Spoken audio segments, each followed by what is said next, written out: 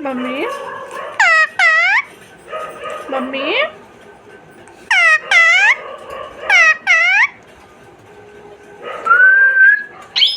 peekaboo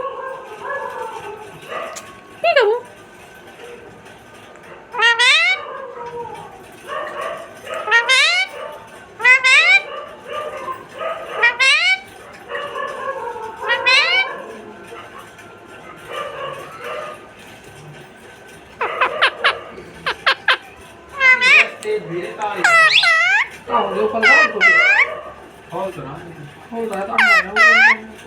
उसमें रख देती कुकर